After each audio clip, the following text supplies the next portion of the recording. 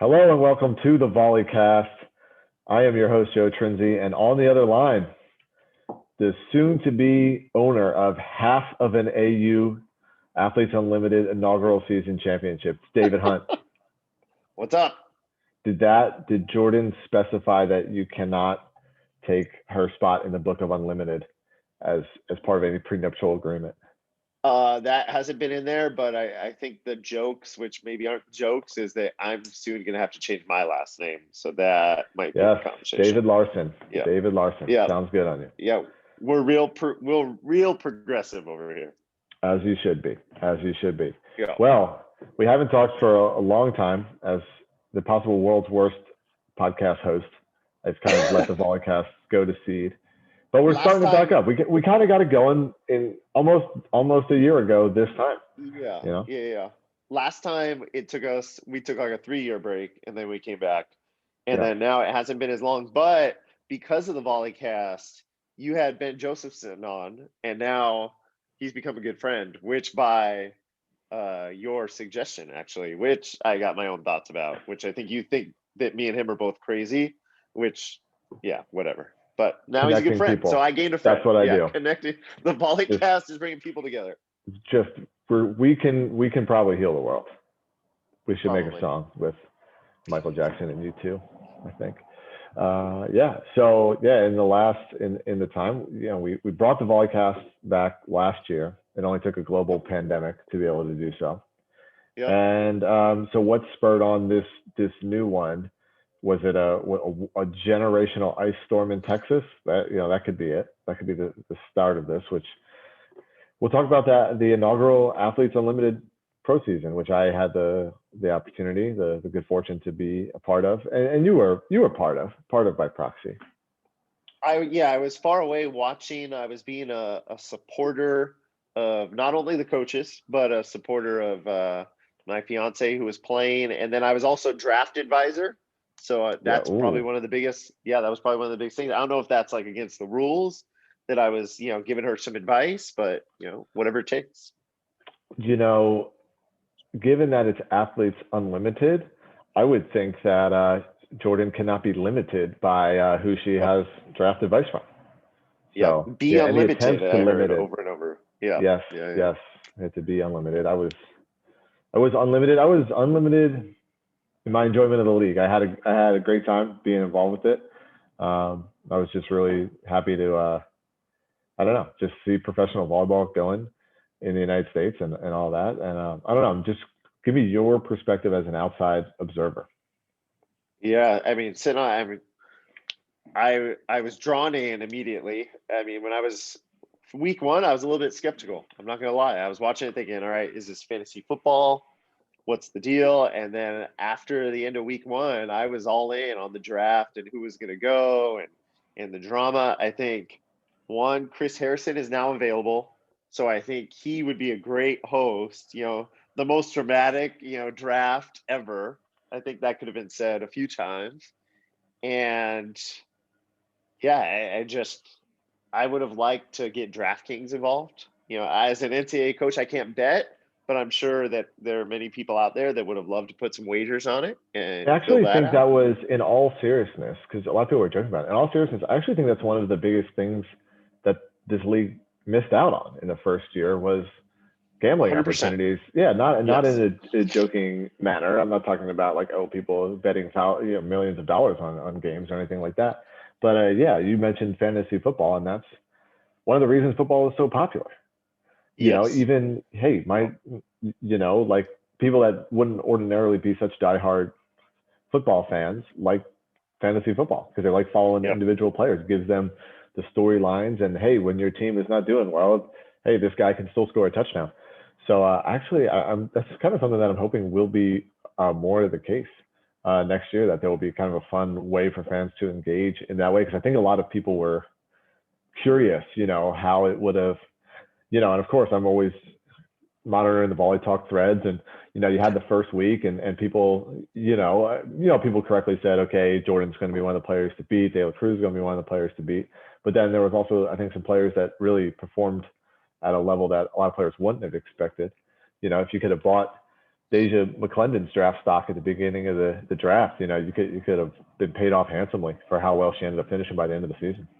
Yeah, I mean, and it's one of those no duh moments, right? You got Shayla, you got Aubrey, you got De La Cruz, you got Jordan. They're world class players, right? Like obviously they are going to finish played in Olympics, higher. Yes, yeah. When Shayla's got 2 gold medals just hanging there, And by the way, did you ever ask her about 2014? Did you guys have to mend fences? I mean, did you ask her how Jackie felt about you? She was just such a nice person. It almost made me mad because we had such a great rivalry with those incredible Brazilian teams, and I feel like it was such a highlight of our coaching career to be played some very small part in that World Championship win and the semifinal win over Brazil. It was slaying the dragon. And then you meet Shayla, and she's like the nicest person ever. We're like going to the playground. She has 2-year-old twins, and they're playing with my daughter. And I'm just like, oh man, I wanted to have. Did you feel bad? Was there remorse, or was it just like, oh, now we're frenemies? No. Look, she's got, like you said, she's already got her 2 gold medals. What does she care about me? No, she was awesome. I had the opportunity to have her on my teams a few weeks. As much as possible, really. I had her on the teams.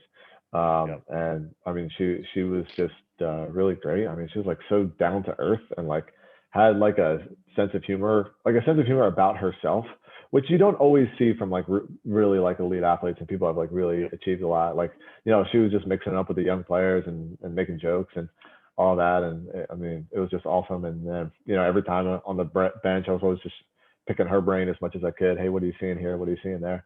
So, I mean, you do the same thing. That's what I always like to do, especially somebody who's not just an accomplished player, but an accomplished player who came up in a different system of volleyball. You know what I mean? Like when I've had the chance to, work with European players and, okay, this guy came up in Netherlands, like, hey, how do you think about middle blocking? Like just what are the things that you've been taught and the language that you use? I did that with Shayla as much as possible. So, I mean, that was just one of the cool things about this league, just for me as a coach, is it just had so many of those opportunities where you just kind of just pick people's brains. Like that's just what I'm all about. Yeah. I think we've talked about this before too. If you're foreign, you make the game sound so much cooler. Like Velasco, I mean, he's the man. And he makes the game sound amazing. And I'm sure Shayla's the same way, right? Like they just make the game sound amazing. I don't know what it is about foreigners. Yeah. I mean, just in her Brazilian accent, she's, oh yeah, we like to serve zone 1 in Brazil. I'm like, shit, we got to serve zone 1 now. Like, oh, brilliant. Yeah, the accent definitely gets a few things. And then for anybody that didn't respect Shayla, right? So you had some young pups in that league. I think it should be mandatory to go watch the 2012 quarterfinal. Yes. Set 5 against Russia. One of the gnarliest performances I've ever seen. One of the gnarliest performances. One of the worst line calls in the history of volleyball made in that. But Shayla. Yeah, just. I mean, it was gnarly for the people. She took over. Yeah, for the people that don't know, I mean, at one point she had 5 straight kills in over. Right, it was 14 all. It might have been something like 14, that. Yeah, and then she has 5 straight kills. I'm talking about like out of system pipe against this huge Russian block. Yeah, and she just hits the crap out of it, and it was amazing. Yeah, just absolutely incredible. Yeah, for a player who's not the biggest player and not the highest. I mean, look, okay, on the scale of volleyball players, yes, an elite athlete, but on the scale of elite volleyball players, not the highest player by any means. Just incredibly. Yeah, if you want a lesson on how to hit where they're not, there you go. Yeah. And against a Russian team that had all-time great players, right? Nemova, Sokolova. I mean, Gontrova was on that team, right? Yep, young Gontrova. Yep. Yeah, on a Russian team that like Coach Leva was on the bench. Yeah, so you're pretty good. He was good enough to put Coach Leva on the bench. Yeah, you could go just watch that match. Or De La Cruz, if you want a clinic on how to get your feet to the ball and just jam it off people or swipe it off people, just watch De La Cruz play volleyball. And if you want a clinic, really, it's all about the hands with De La Cruz. So wherever that ball is on the net, she gets her hand on the ball, like she's just going to win the joust. And then she's just the amount of different expressions that she could convey based on how she flicked the hands after the kill or the lack of kill, like whether it was palm in, palm out, 50-50, how much they extended. She always had the nails painted with her team color. It was, you know, she said that her English speaking wasn't good, which was a blatant lie. She just didn't want to talk on the interviews, which yeah, I don't blame her. So she's just trying to get out of interviews, but she didn't even need to speak because the hand expressions did all the talking for De La Cruz. It was magical to watch. Yeah, her English is good, but then she did tend to draft Spanish-speaking players. I don't know if other players picked up on that.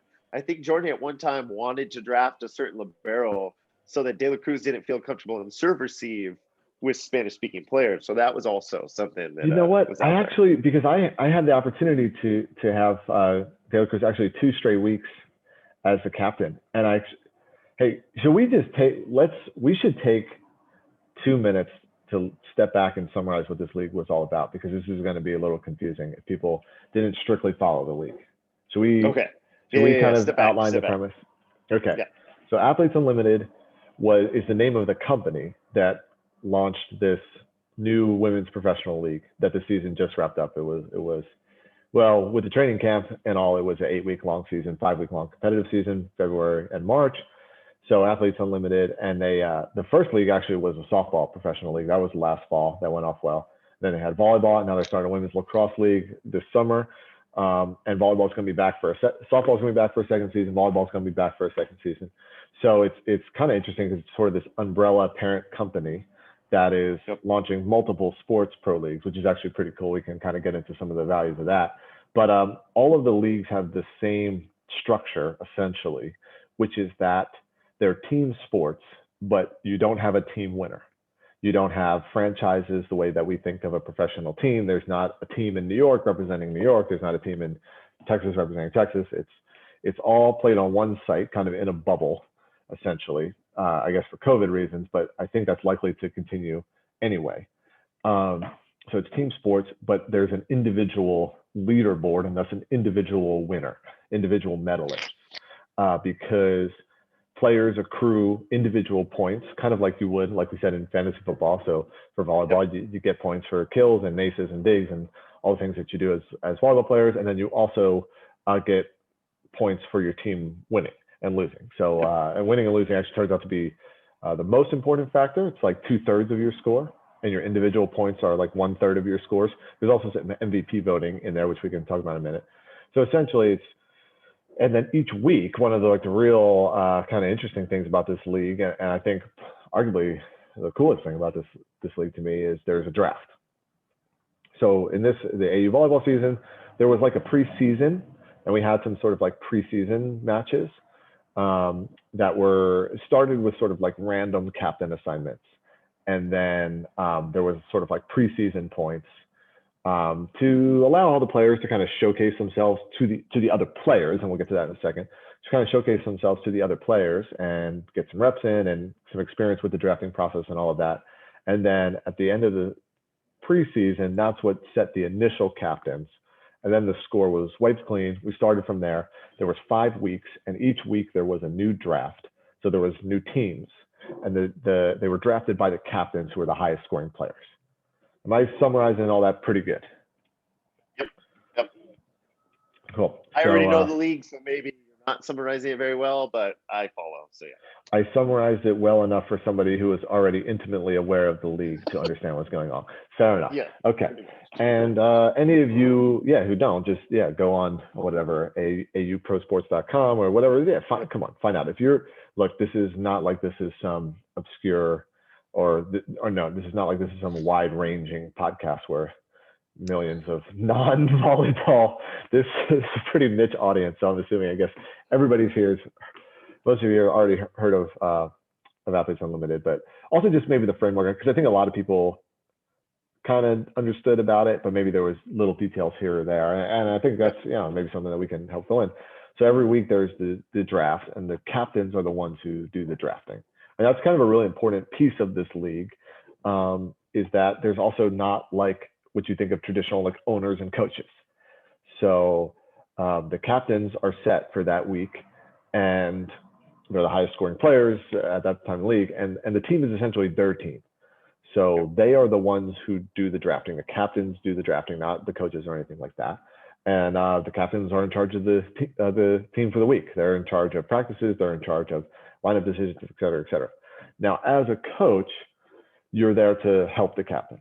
And a lot of the captains, I didn't work with any captain that wanted to write practice, for example. Like none of them wanted to write out the drills. Like maybe there had been others that wanted to do that a little bit, but none of the captains I worked with wanted to. Jordan didn't want to write practice. She just wanted to tell you why your practice wasn't good at the end of it, right? That's what she just did.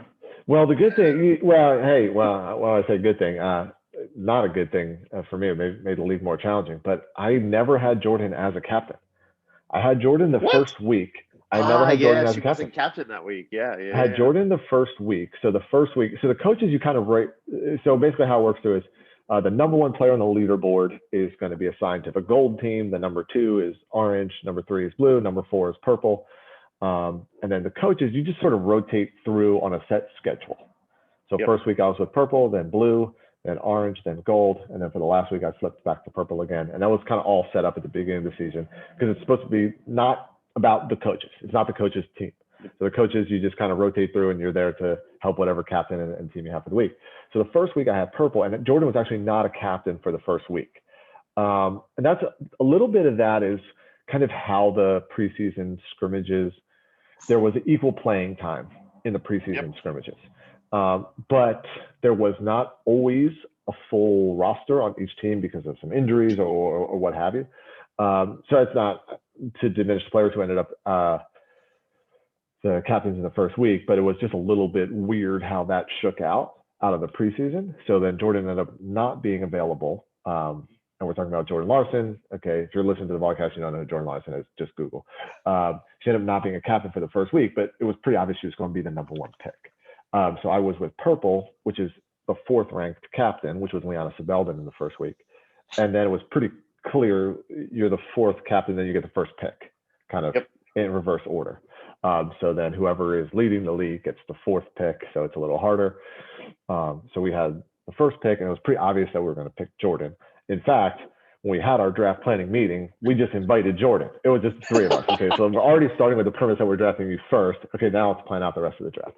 So it kind of, and I mean, that's, hey, Liana's, she's smart. She's not dumb. She's like, hey, okay, Jordan, let's talk about. We understand whether you're the captain or not. You're going to have the perception of that leadership on the team and all of that. But technically, I never had Jordan as captain because after that week, Jordan moved up to number 1. She was number 1 for the next 2 weeks. So I didn't have her. And then the 3rd week, I was orange and she was gold. And we did beat Jordan's team. We did go 3-0 that week. So then De La Cruz moved up to be the number 1 player for that 1 week. That was the only week there that somebody besides Jordan was the number 1. And then I had De La Cruz back to back with the gold. And then we got dethroned. Jordan, that was the week that Jordan then went 3-0 again. Dethroned us. Which was voted the best team, right? That team was voted the best team on AU's. I mean, they had a great weekend for sure. The week 4 gold team. Yeah. I didn't see that they were. What was that, on Twitter or something like that?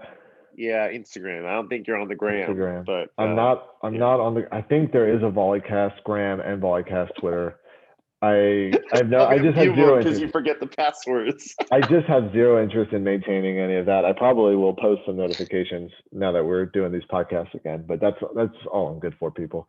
And so I don't have them on my phone or anything like that. I have to get my wife to post them. So no, I didn't see that. But I would definitely agree that the week 4, I would say the week 4 Jordan team, or actually the week 1 purple team that Jordan was on, was also a powerhouse that had Jordan, it had Karsta, it had Lauren Gibmeyer, had team, half the national team from 2015. That was our strategy. It was just which goes along, which kind of circles back to what that led this kind of lengthy kind of setback was you were talking about with Tanya De La Cruz, Dominican outside hitter, Spanish speaking first language. She speaks English.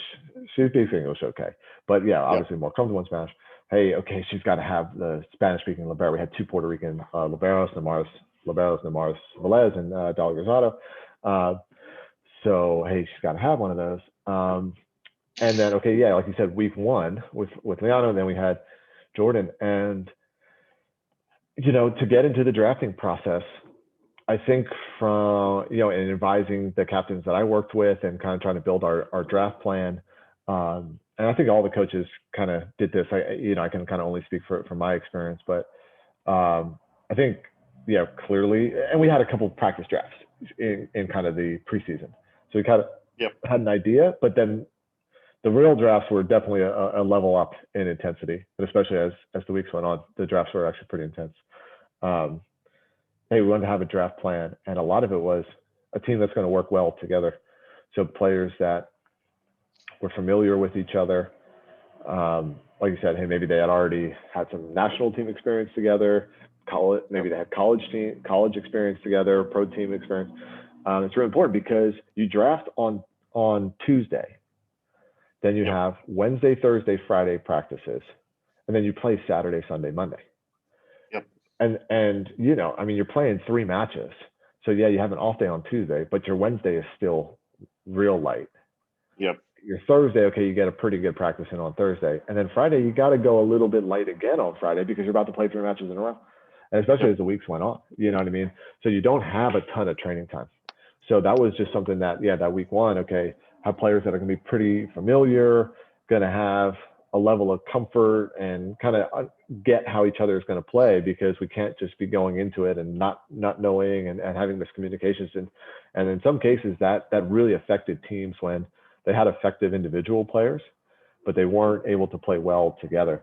And kind of like you said, I think that going into kind of some of these weeks, because I had De La Cruz there for 2 weeks. My first captain was Giannis Belden / Jordan as our number 1 pick. And then week 2, I moved up to blue. I was with Leah Edmond was the captain. And then in week 3, when I moved to orange, it was De La Cruz.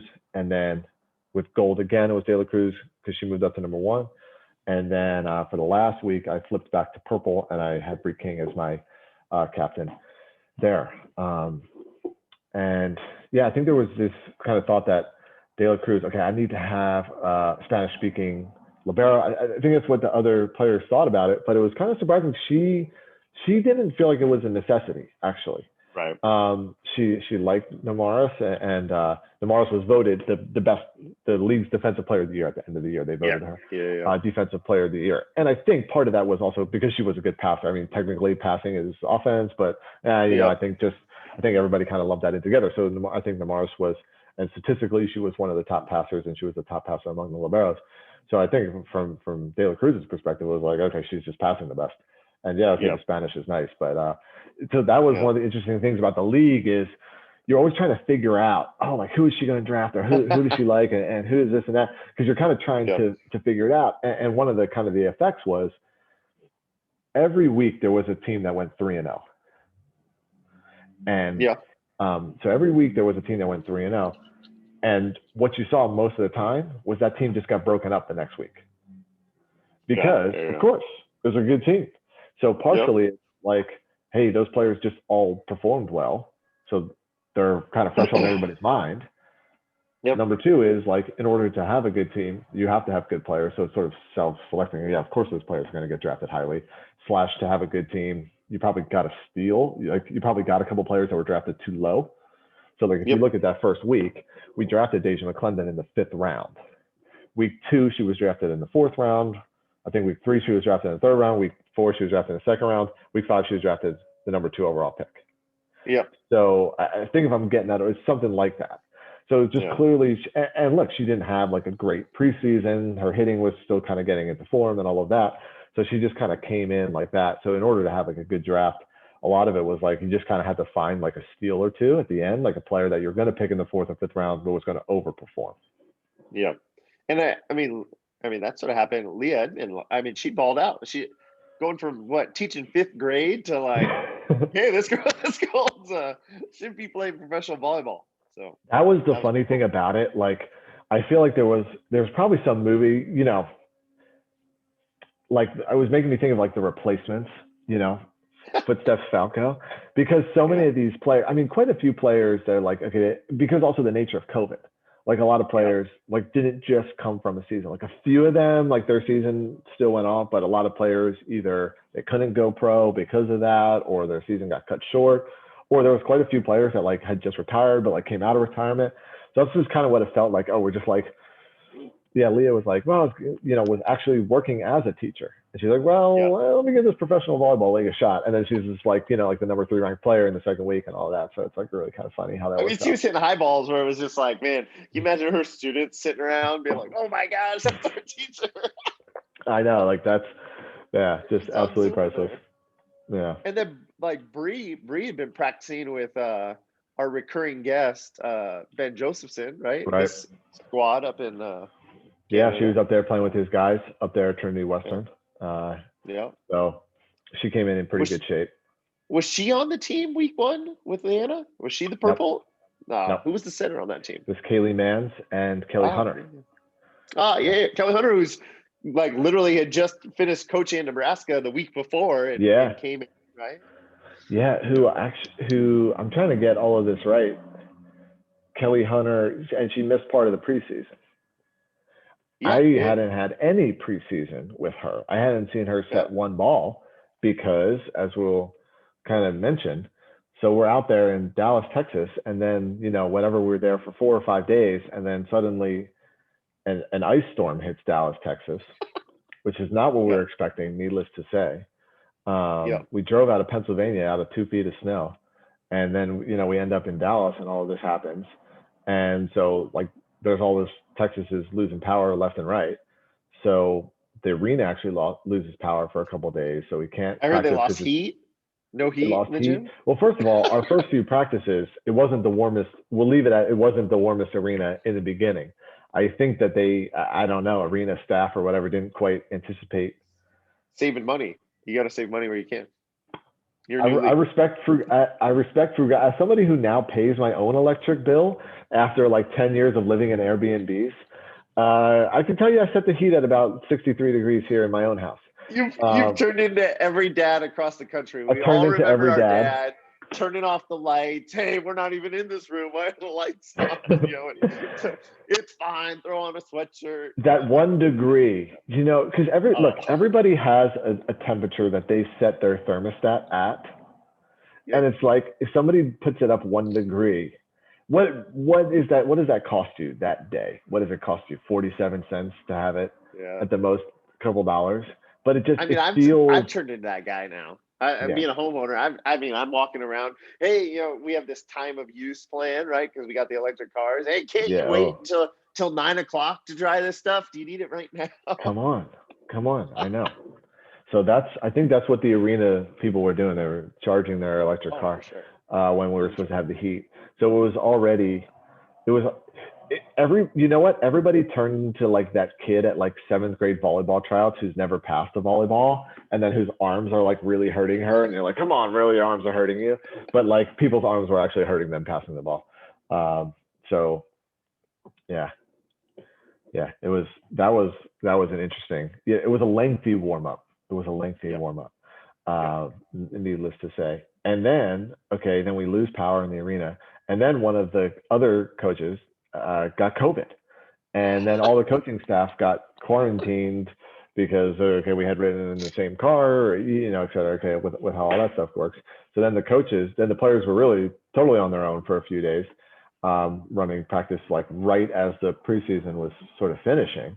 I had never seen Kelly Hunter set a ball, but Jordan would probably kill me. Jordan would probably kill me for admitting this, but she doesn't listen to this. She at one point thought it was a social experiment. Like, I bet they're filming us. This is part of it. Like, she thought some science experiment, some research company was just funding this league for a volleyball social experiment. I kid you not. She's like, this has to be planned. I was like, I promise. I actually think that we missed the boat on that. I actually think that if we had, engineered a few things, we probably could have gotten some sort of like motor learning studies that could have gone on. You know what I mean? Like one cohort does this, one cohort does that. But surprisingly, the players probably weren't interested in being experimented upon.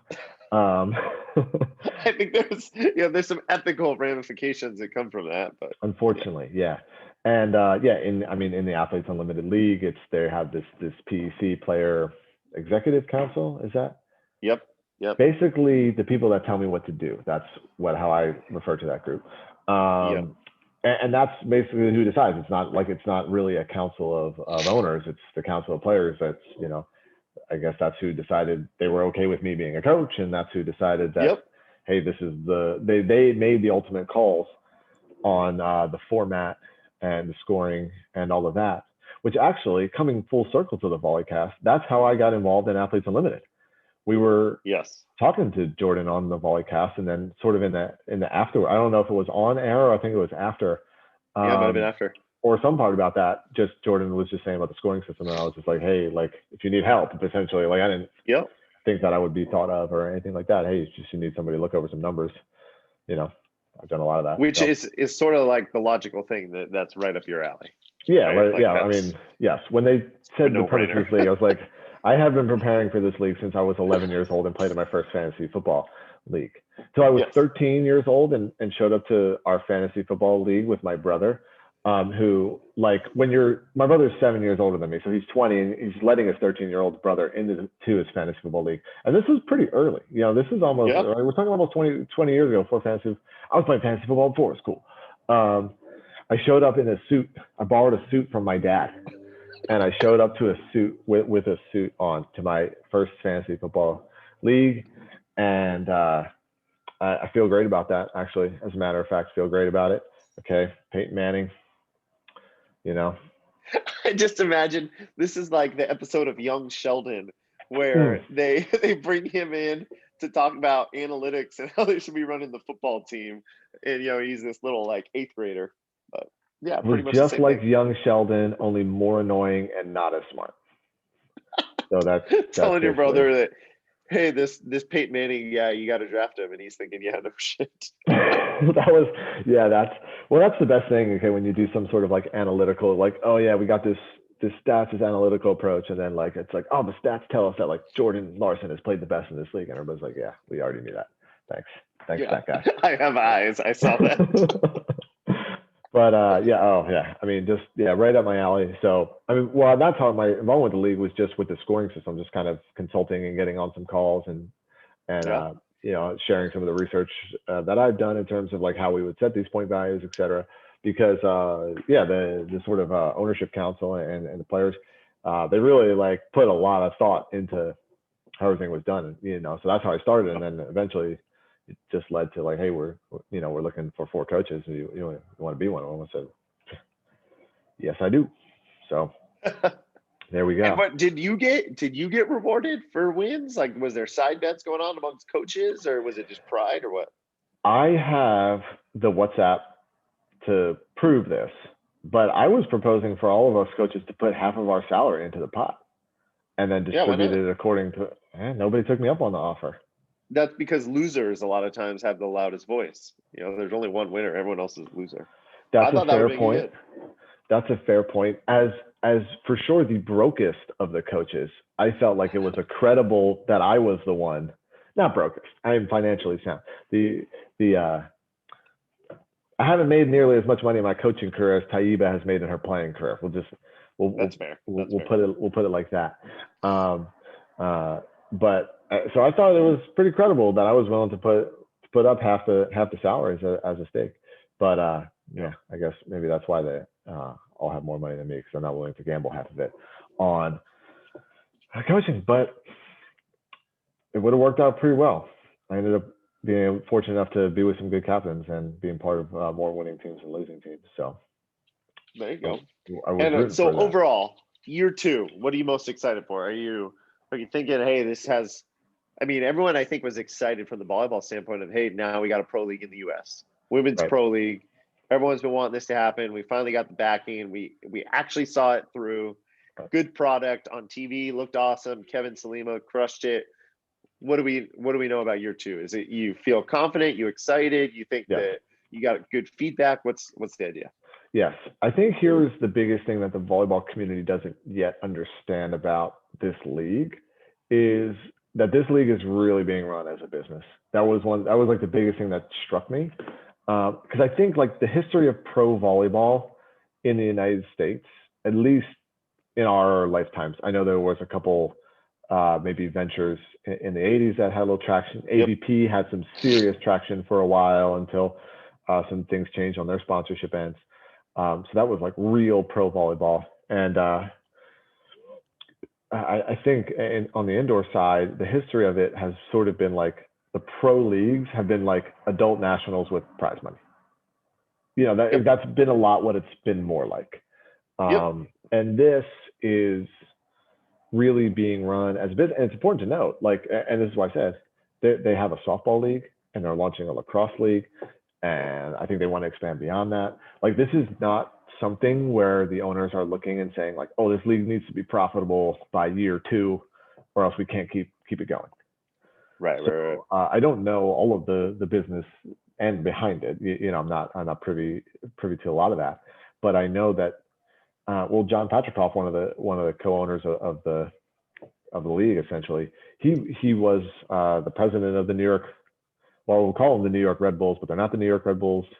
I would know them as the New York Red Bulls, the soccer team, but I don't think that Red Bull is a sponsor anymore, so I forget what their it actually is. But he was president of them for a while, so he like, and the MLS, like, that's the league to look at. I mean, I think that they went 20 years before the MLS was profitable. It was something like that because they said, okay, soccer, we know what soccer can be, and we're just going to take the time to grow it. Yep. And the Hunt family, which is unfortunately not related to me, but owns the Kansas City Chiefs. They own most of the teams, right? Like they were the ones that fronted a lot of the money for it. Yeah, and I think that's also, and probably somebody who knows more about the MLS than me. From what I understand, originally the MLS owned all the teams. And then only over time did they splint out those, you know, and all that.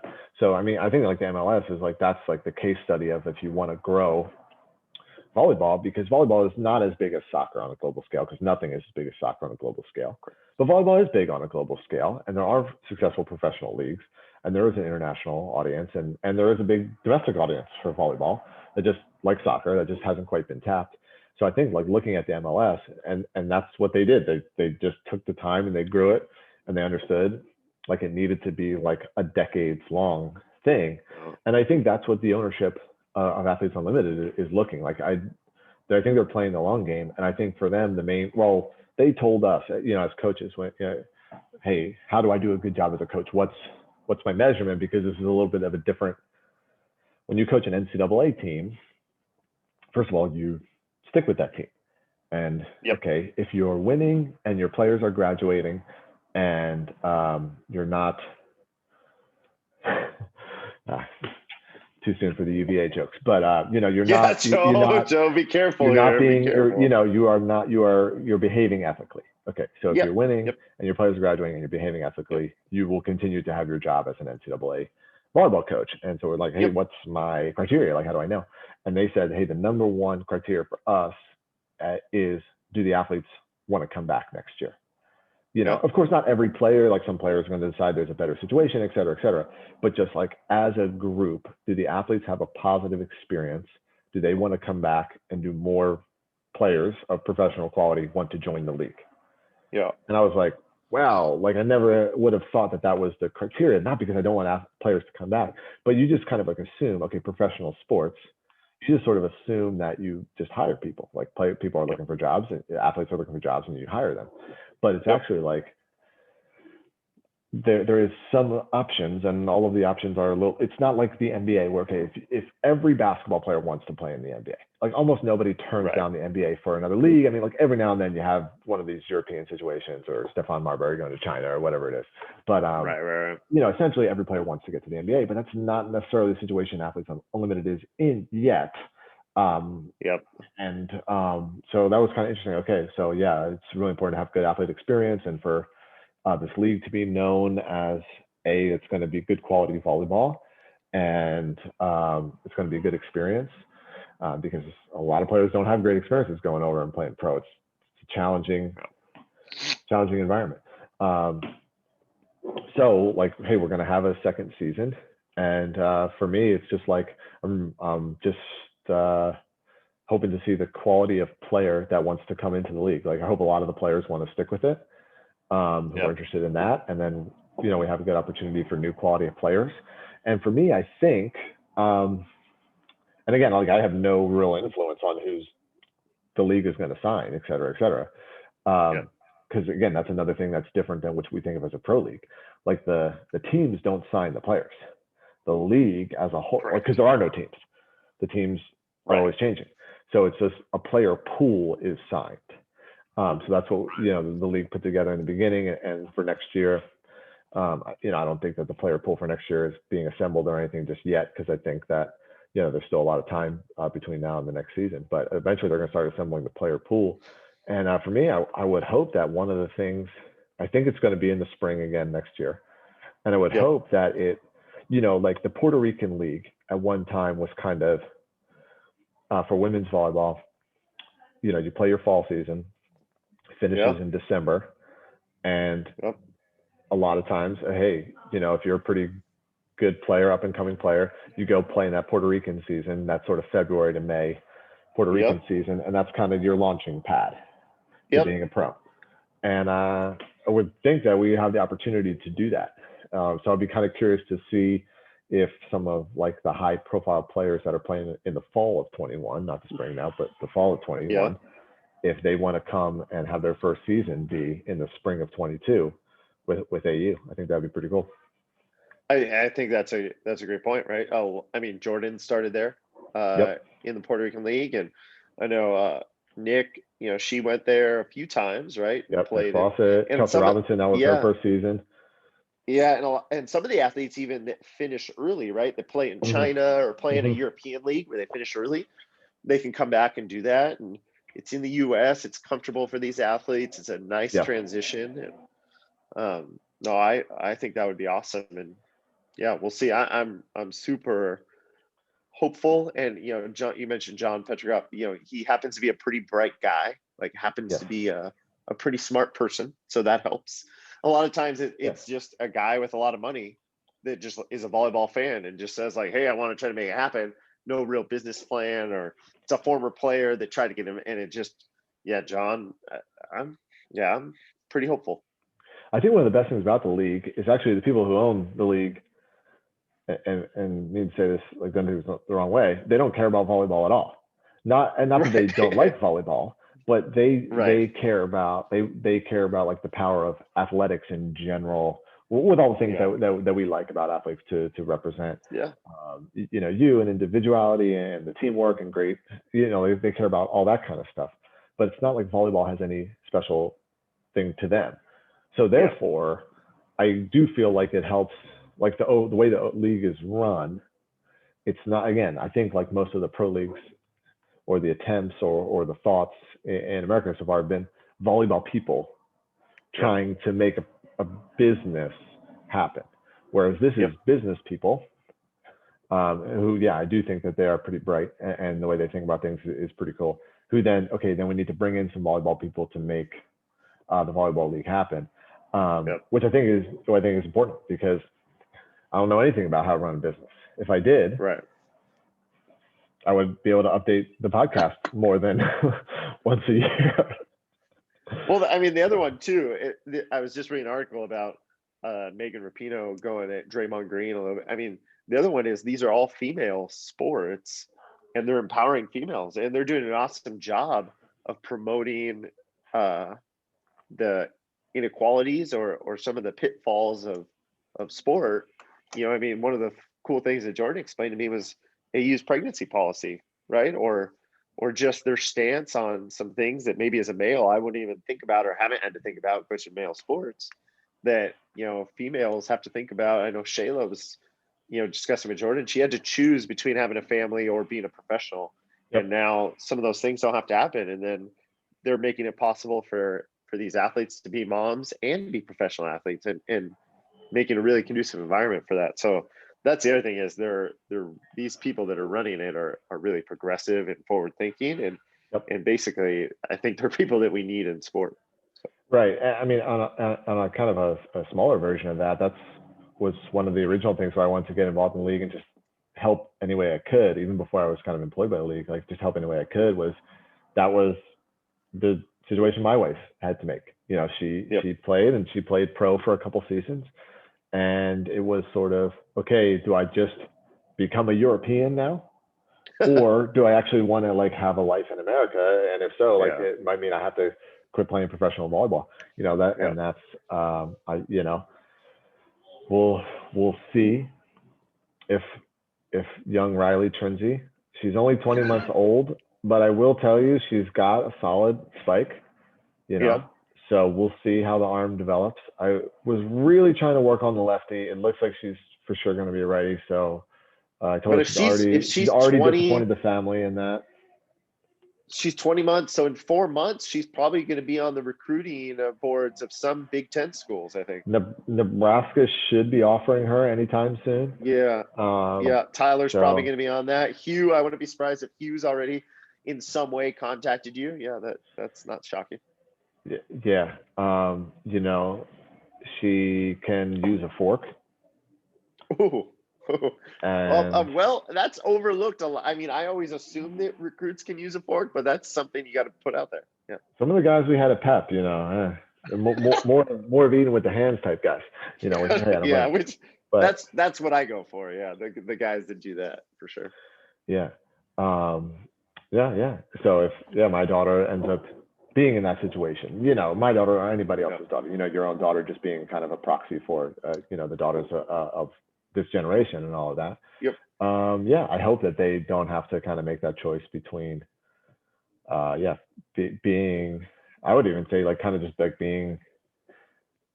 having kind of a more integrated life in the United States versus really kind of having to be kind of a total nomad. And that's actually where one of the other things about the league, because, you know, I monitor like, the Volley Talk threads and all this and that. And I think that there's kind of this assumption that, okay, well, they started it in Dallas, or it was in a bubble because of COVID, but they're going to start branching off into franchises. And I don't think that's any of the case. And I thought it was pretty interesting. He actually didn't say this to me, but I read a different interview that John Patrick did. And he was just saying, like, when he was involved in the New York soccer team, that the athlete travel, he just thought it was one of the most wasteful parts of professional sports, both in money and time and just like athlete energy. You know, even if you're flying charter, you know, flying and all of that. I mean, going back to gambling, like there's a reason that the NFL odds are different when a team, they're traveling from west to east or you know, whatever it is like that. I mean, there's just that's up to, look, I think about 2014 Grand Prix. Was it 2014 Grand Prix, or what was the Grand Prix when we went from Serbia to Brazil to Thailand? Yeah, it was 14. And then was it 2015 when we went? We played in Hong Kong, or we played in China, and then we played in LA. 16. And then we played 16, in 16. So first week of Grand Prix, we played 3 matches in China. And then it's like you fly on a Monday. China. It wasn't even a main city. It took us a while to get there. Then we came back to LA. Back to LA for 1 week to play 3 matches, and then over to Hong Kong for 1 week to play 3 matches. Back to the United States for an off week, and then over to, I think it was Thailand for Grand Prix finals. Okay. Which we flew through Hong Kong 3 times. Yeah, we had a regular coaches. We had a weekly coaches meeting at the Hong Kong Starbucks. Like that's how often we were going through that airport. And it's just like, if you wanted to waste more money and burn out the athletes faster, you couldn't have done a better schedule. And so like that's an extreme example of it. But geez, so like the FIVB just, I mean, to me that's like a total failure. And you know, VNL now is a different schedule than that old terrible Grand Prix schedule. But what's interesting is now this year VNL, because of COVID, is going to be in a bubble, and I wouldn't be surprised. Well, I wouldn't be surprised if people say they like it better. Yeah, I mean, we talked to John Sparrow this morning for our ABCA thing, and he was talking about like 1 hotel room, like good rest. Like, I wonder if the quality is going to be better. I mean, you got to think from a sponsorship standpoint, might be harder to find one place, but like some of these places that host finals, right? It's 10 days typically that you go there, and they're hosting finals week. Like, Can you just bump that out to 20 more days? Like basically you got to find one hotel that can do it. Yes. They got to be local to a gym, but it seems like a country could just bid for that, and it's not drastically different than hosting one weekend and then doing finals week. Yes. And this was, I mean, this was one of the best things about the league is once you got going, it's like, okay, every college coach, you have that like, I don't know, 3-week stretch where you have all home matches. Yep. And you're like, this is glorious. You're home every night for dinner, you know, Yep. on the road, you practice in the same arena, you got the same pregame at your arena. Like just all the elements are controlled and comfortable and smooth. That's what the whole season was like. Yep. You know, hey, it's at the same arena, every practice at the same arena, every competition at the same arena. You all come back to the same hotel. It's all, I mean, it was so easy. And like that's, from my understanding, like that's what the league is going to stick with. And I actually think that it's really good because, I mean, look, it's in the modern times, you know, what percent, I mean, like the NFL is, to me, okay, that's a perfect example is, okay, yeah, like they do draw huge crowds. But what is the percentage of NFL revenue that's off their live gate versus off the TV? Yeah. I mean, 10, 20% at most. I mean, it's good to have that live for the fan connection. But I hope what it will become is, to me, like, I think we kind of talked about this. I mean, I mentioned this last year, was like almost like the World Series of Poker is kind of the comparison to me, where like it's kind of this long event and people would come out. I mean, most people watch World Series of Poker or those similar events on TV, but some people are like, oh, they're a big poker fan. They're going to go out there for a weekend and watch some of the World Series of Poker or this or that. So I think that's something that it could. So, first of all, there's plenty of volleyball people in a city like Dallas who would come out to watch the matches, but maybe it would become a thing where, hey, if you're a volleyball fan, go out there for a long weekend. Okay, Saturday, Sunday, Monday, you can watch the matches for that particular weekend or whatever like that. And then most of the engagement is going to be off the streaming video, and because that's how people, I think, do consume sports. I mean, at least that's the ideas of the people that are smarter about business than me. I'm just trying to figure out what lineup to start in, you know? Yeah, no, I got you. And logistically, I mean, it makes a lot of sense. And then you're thinking about just from the US perspective, how much money do you spend traveling around for something like BNL? Yes. And could just a portion of that just go to the host country now? And we just say like, hey, that's part of our tournament entry. So maybe the host country isn't having to shoulder all of that money. Yes. But I agree with you. I think COVID has been difficult for everybody, but I think there's a lot of things in sports that we've experienced that it's like, well, shoot, why don't we do this all the time? Like indoor volleyball, why the hell do we change sides? I haven't played in one gym around the world where I'm like, ooh, this is the good side or this is the bad side.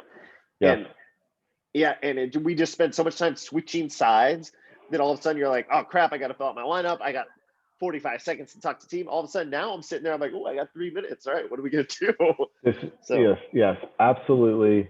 The non-changing sides, I am just begging that to stick. And there's just no reason for that. Absolutely. And you can always choose side, right? Like on the coin flip, you could go Brazil 2014 Marv style where we're choosing side, right? We know that.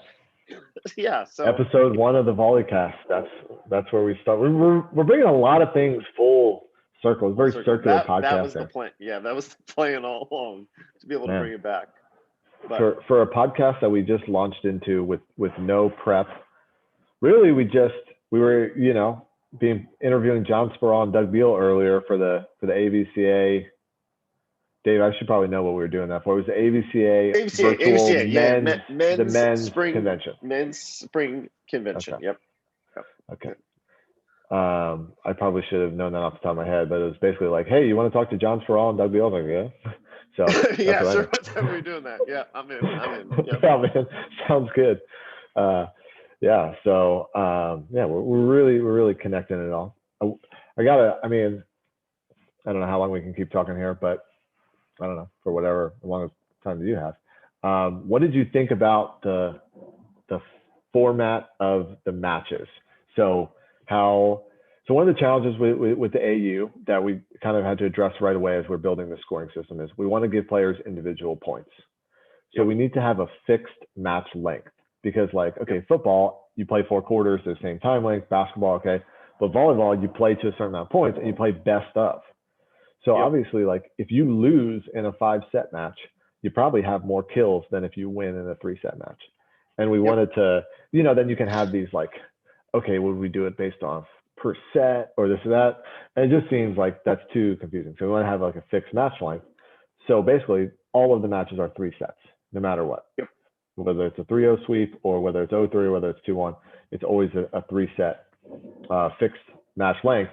And from the player's perspective, you get points for each set that you win, and you get points for winning the match, which is determined not by winning 2 out of 3 sets, but by winning more total points in the match. And then there was a couple of times. I think it only happened 3 times in the league, if I'm thinking correctly, 3 times out of, what did they play, 30 matches, where a team won only 1 set. They lost 1-2, but they did win the total points, so they did win the match. So that's how it's done. What did you think about that? There were a few things from a viewer perspective.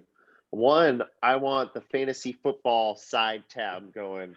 Like part of my screen, I want to see a live leaderboard of how many points each person had. Like each player on has, Sundays, on Sunday, or as somebody that does apps, Joe. I mean, you can develop the app, so I'm just like looking at it, refreshing it.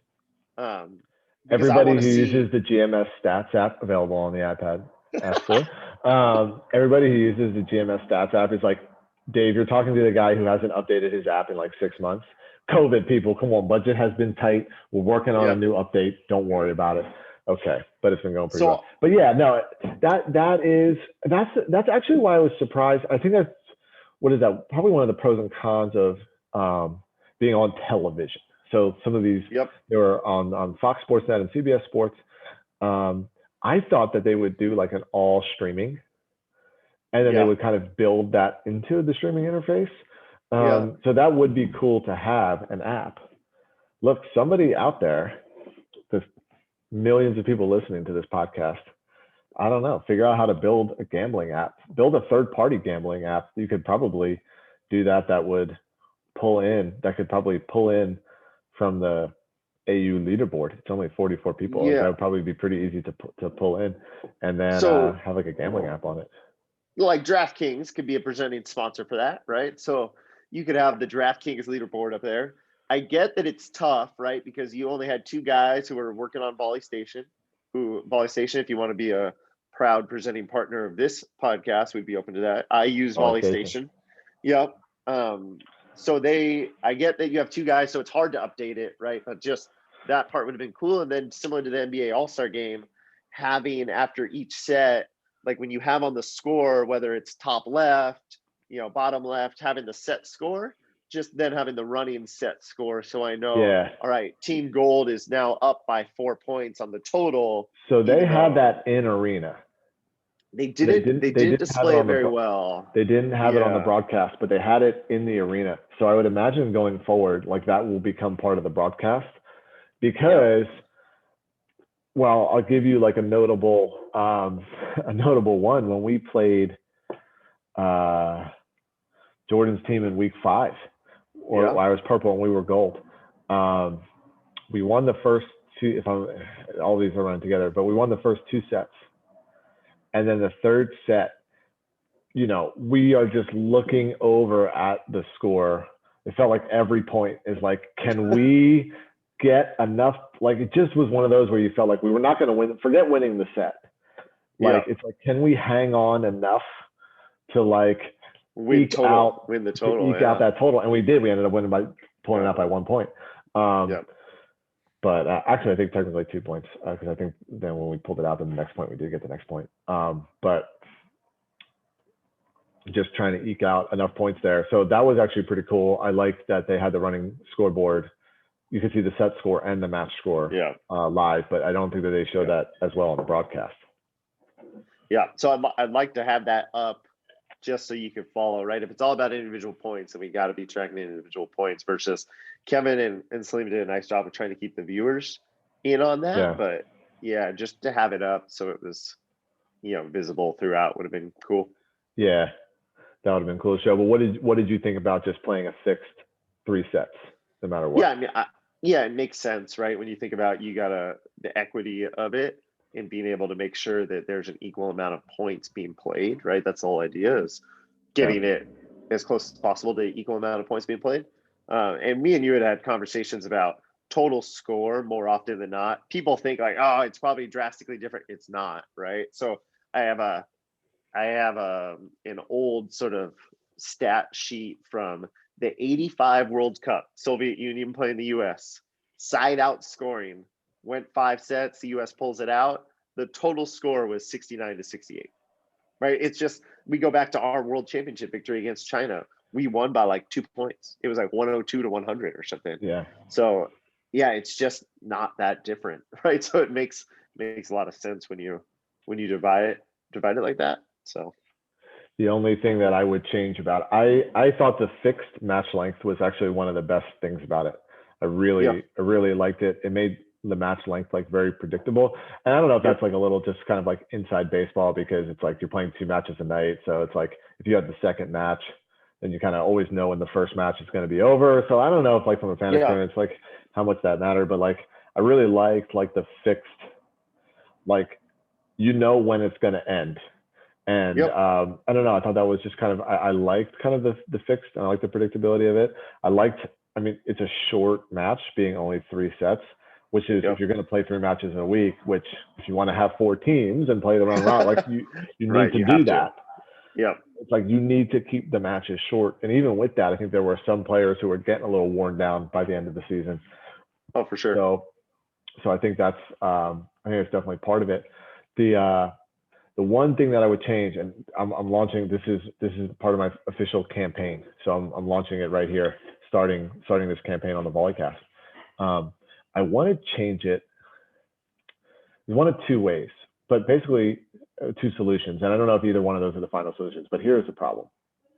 I don't think you should be able to win the match if you don't score the final point.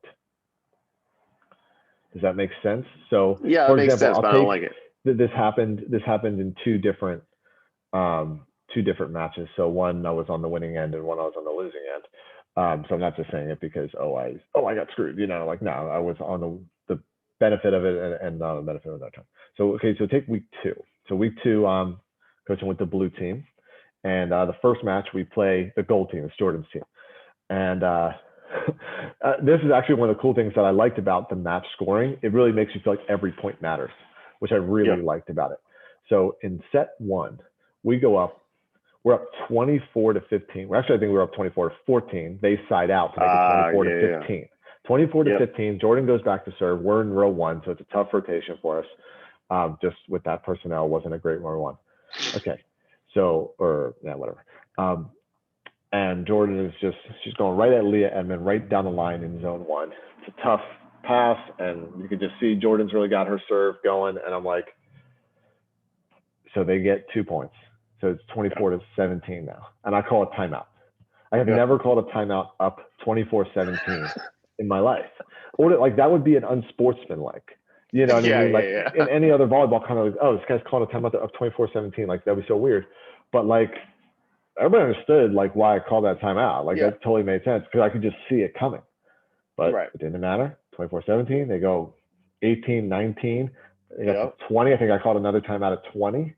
They got all the way to 22. Yep. So they brought that back from 25-15.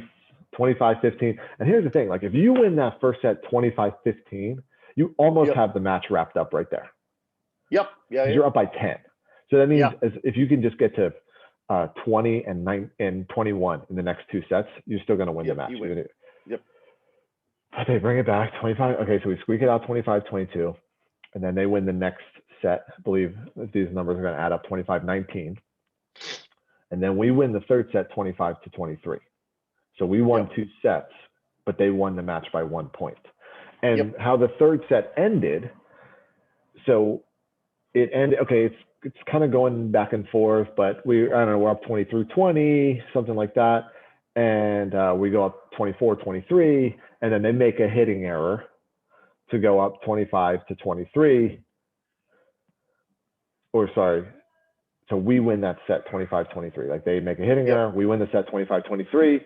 Okay, great, we won the set. And then they cheer because, okay, great, they just won the match. Yeah.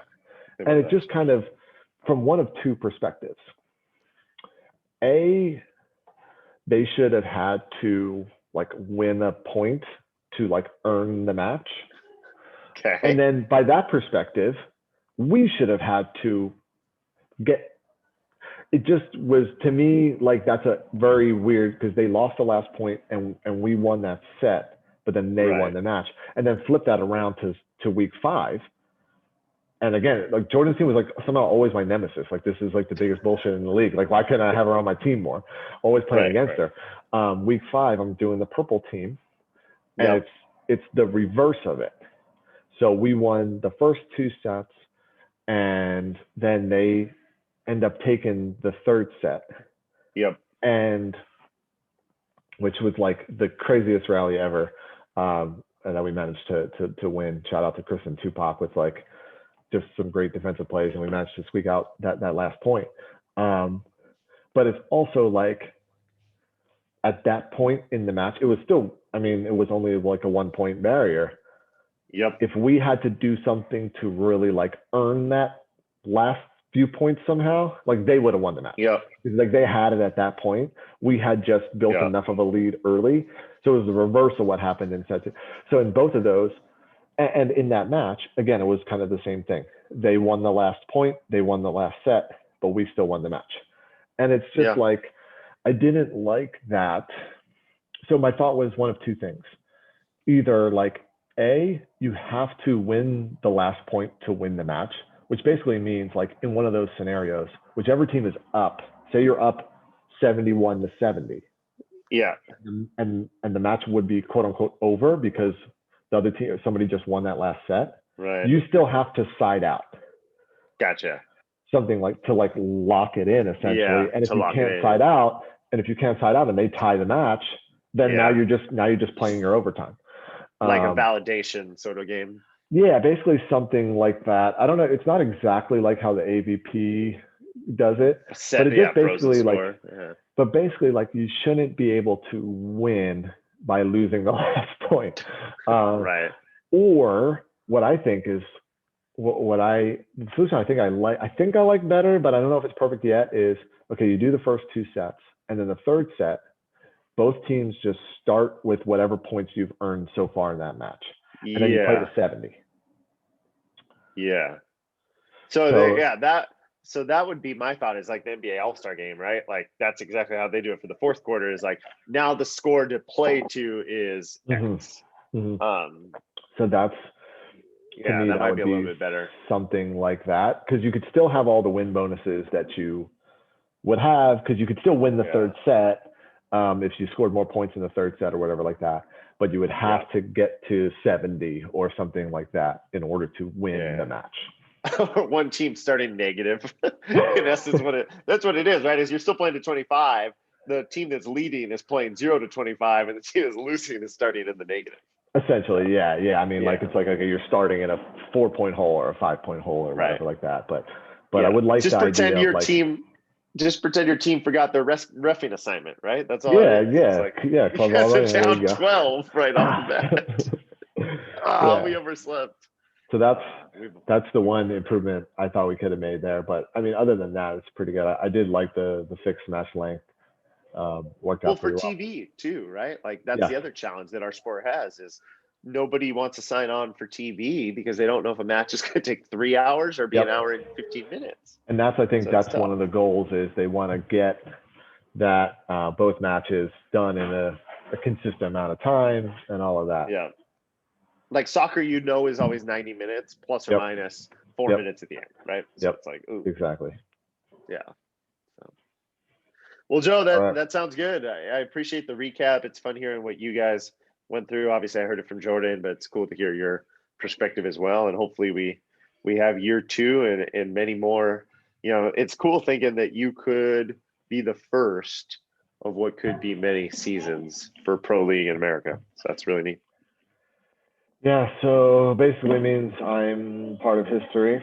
But are you in the book of Unlimited? Or is it just I am not. I am not in the book of Unlimited. I was pretty sad. Was that book as cool as it looked?